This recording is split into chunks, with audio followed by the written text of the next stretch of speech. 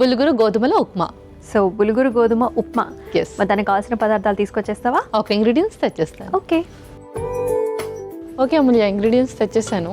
Okay, చాలా veggies అయితే తీసుకొచ్చావు పల్లవి. సో బఠానీలు, అలాగే తురిమిన క్యారెట్, బీన్స్, పచ్చిమిర్చి, ఇంకా పాలక్ కూడా తీసుకొచ్చాం కదా. ఎస్, అండ్ అలాగే ఉల్లిపాయలు, అవును. ఇంకా దాంతోపాటు పల్లీలు అండ్ ఇంకా మనకి బురుగులు. ఎస్, మరి స్టార్ట్ చేద్దాం ప్రాసెస్. యా, స్టార్ట్ చేసేద్దాం. సో ఫస్ట్గా స్టవ్ ఆన్ చేసేయండి. అలాగే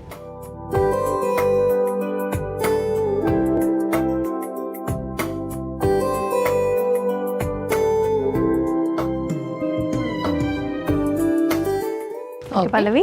యా, సో ఫస్ట్ కొంచెం ఆయిల్ వేసేసుకుందాం.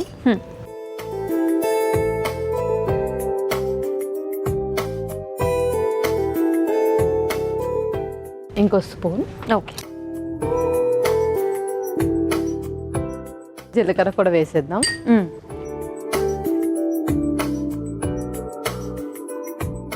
ఓకే, నెక్స్ట్ ఏం వేద్దాము? ఆ తర్వాత పల్లీలు కూడా.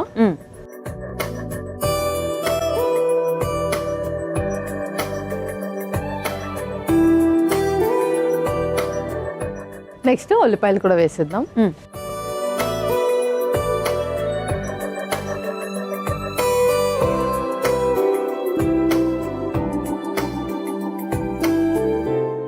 చాలా మందికి ఉప్మా అనేది ఒక స్టేబుల్ ఫుడ్ అనమాట, సౌత్ ఇండియాలో, నార్త్ ఇండియాలో. అండ్ మనం ప్రత్యేకించి బుల్గురె మాత్రమే ఎందుకు యూజ్ చేసుకుంటున్నాం? సో దీన్ని బక్వీట్ అని కూడా అంటారు అనమాట. Okay. ఇది కూడా మనకు టైప్ ఆఫ్ మిల్లెట్. సో మనకు మిల్లెట్స్ అండ్ అలాగే సూడో మిల్లెట్స్ అని కూడా ఉంటాయి. సో టైప్ ఆఫ్ మిల్లెట్స్, అందులో మనకు రాజ్గిరా అండ్ అలాగే రాజ్గిరా అంటే అమరాంతస్ సీడ్స్, అదే తోటకూర విత్తనాలు, అండ్ అలాగే ఈ బక్వీట్. సో దీంట్లో కూడా మనకు ఫైబర్ ఎక్కువగా ఉంటుంది అండ్ క్యాలరీస్ చాలా తక్కువగా ఉంటాయి. వెయిట్ లాస్ లో కూడా చక్కగా ఉపయోగపడుతుంది. కాబట్టి మనము సుజి ఏంటి అంటే సింపుల్ కార్బోహైడ్రేట్ అది. సో దాని వల్ల షుగర్స్ ఈజీగా స్పైక్ అయిపోతాయి అండ్ అలాగే క్యాలరీస్ కూడా ఎక్కువగా ఉంటాయి.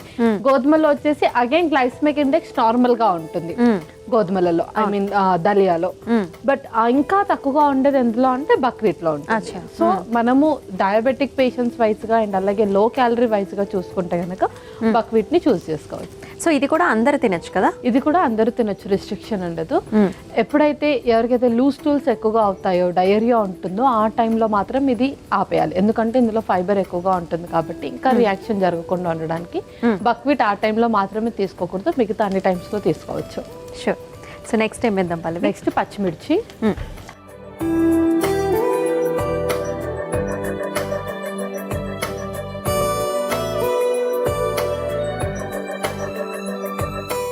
ఓకే, తర్వాత ఆ తర్వాత బీన్స్,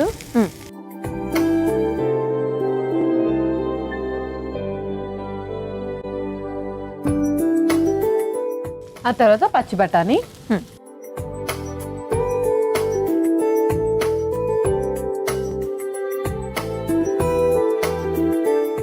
ఆ తర్వాత తురిమిన క్యారెట్ కూడా,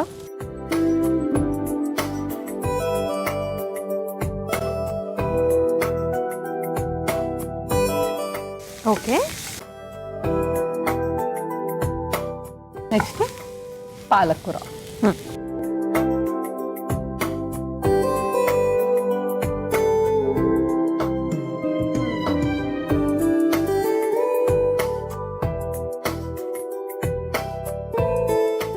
ఓకే, ఇప్పుడు అందులో పసుపు అండ్ అలాగే ఉప్పు కూడా వేసేద్దాం. స్పైసెస్ వేసేసుకోండి. యా, సో కొంచెం పసుపు,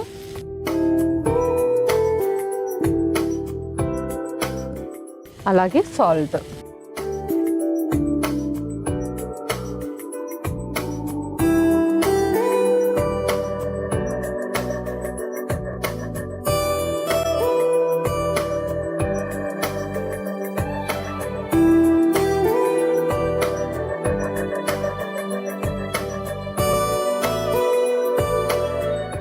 ఇప్పుడు దాంట్లో కొన్ని వాటర్ వేసేసుకుందాం. ఓకే,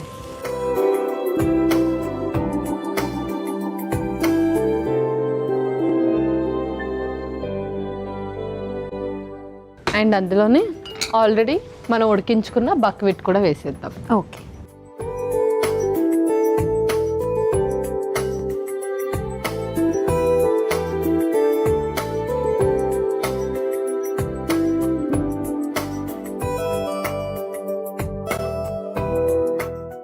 మూత పెట్టుకోవాలా పల్లవి? యా, ఇప్పుడు మూత పెట్టేసుకుందాం. అలాగే పల్లవి, ఉప్మా అయిపోయిందేమో చూద్దామా? యా, చూసేద్దాం.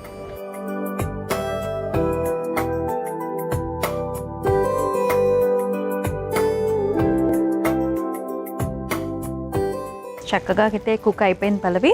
ఇంకేమైనా ఇంగ్రీడియంట్స్ ఉన్నాయా? సో ఇంకేం లేదు, మనం స్టవ్ ఆఫ్ చేసి ఇంకా సర్వ్ చేసేసుకుందాం. ఓకే.